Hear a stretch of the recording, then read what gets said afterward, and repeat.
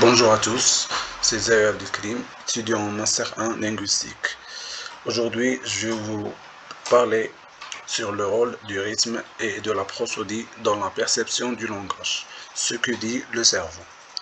On commence par l'introduction. Ici, au-delà des sens, le cerveau percevait d'abord le rythme et la mélodie d'une langue.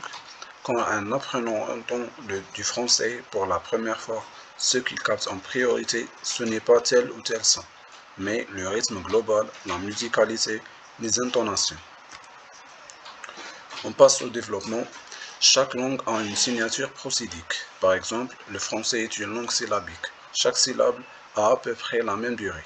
En l'inverse, l'anglais est une langue accentuelle. Certaines syllabes sont accentuées plus que d'autres.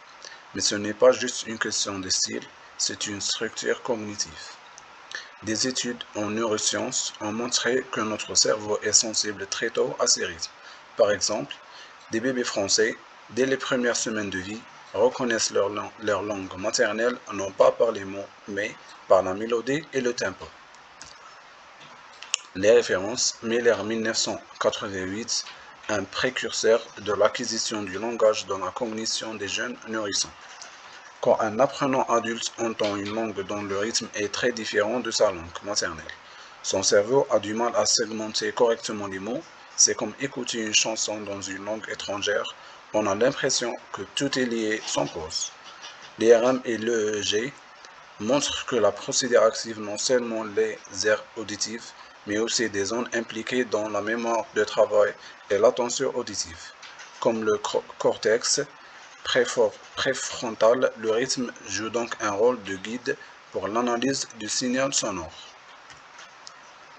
L'implication pour l'enseignement du FLE.